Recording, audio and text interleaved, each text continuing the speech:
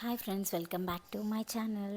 ఈరోజు డే 3 కేరళలోంచి మేము morning అలపిలో board house దగ్గర నుంచి దిగి మేము ఇంకా నెక్స్ట్ స్టాప్ వర్కాల బీచ్ అనమాట.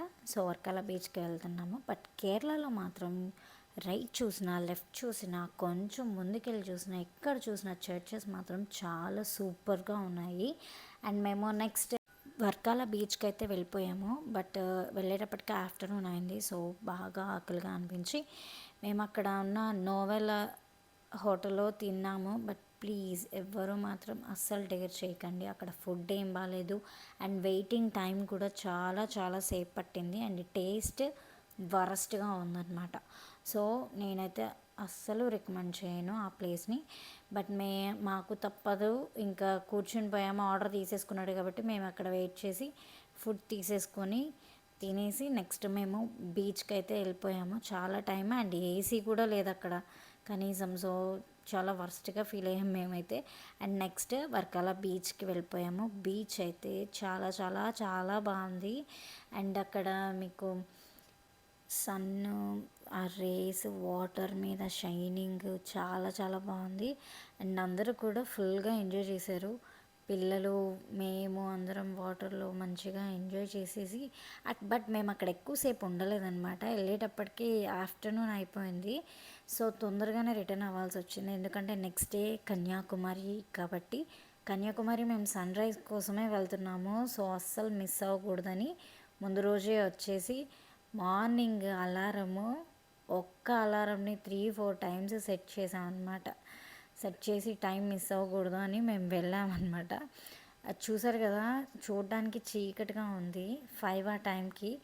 బట్ ఆ టైంకి మేము వెళ్ళేటప్పటికీ అక్కడ అంతమంది జనం ఉన్నారంటే అసలు మేము ఎక్స్పెక్ట్ చేయలేదు. అంత ఖాళీగా ఉందేమో అని అనుకున్నాము. బట్ చూస్తే ఇటు సైడ్ అంతా ఫుల్ అయిపోయారు, అటు సైడ్ అంతా ఫుల్ అయిపోయారు. ఆ లైటింగ్ అదంతా వ్యూ చాలా బాగుంది. అండ్ చలి మాత్రం చాలా ఎక్కువ ఉంది.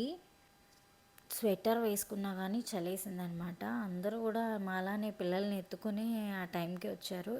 ఆ సన్ రైజ్ చాలా చాలా బాగుంటుంది.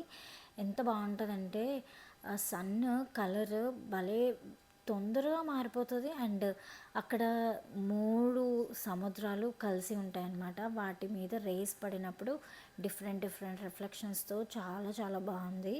అండ్ దూరంగా గ్లాస్ బ్రిడ్జ్ అవన్నీ కూడా ఉన్నాయి. చాలా బాగుంది. మేమైతే ఒక మంచి ప్లేస్ చూసుకొని పీస్ఫుల్గా కూర్చున్నామన్నమాట. సన్ రైజ్ సూపర్గా ఎంజాయ్ చేసాము. నెక్స్ట్ మా వరల్డ్ సన్ రైజ్ వచ్చిన తర్వాత కూడా అప్పుడే ఆ వేవ్స్ అలా వెళ్తూ ఉన్నప్పుడు మంచిగా రాళ్ళు పెట్టి ఆడుకున్నారు. అండ్ అక్కడ కొన్ని కొన్ని స్టాల్స్ ఉన్నాయన్నమాట. చిన్న చిన్న స్టాల్స్ హ్యాండ్మేడ్తో చేసిన బొమ్మలు అవన్నీ ఉన్నాయి. అండ్ శంఖం అవన్నీ కూడా ఉన్నాయన్నమాట. సో కావాల్సిన వాళ్ళు అవి తీసుకున్నారు. బట్ రియల్లీ సూపర్గా ఉంది వ్యూ అయితే. అండ్ మేము వచ్చేసే టైంలో మాకు తెలీదు ఇవన్నీ ఉంటాయని. ఆ విండ్ మిల్ అయితే ఆ వ్యూ చూడడానికి చాలా బాగుంది. అలా మేము మూవ్ అవుతూ ఉన్నప్పుడు అవి ఒకదాని తర్వాత ఒకటి ఏదో సినిమా లొకేషన్ లాగా చాలా బాగుంది.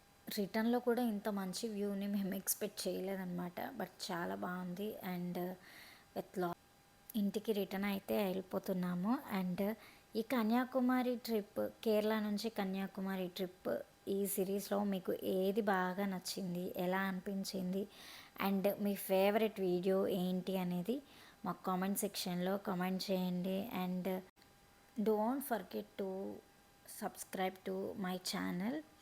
Thank you. Bye bye.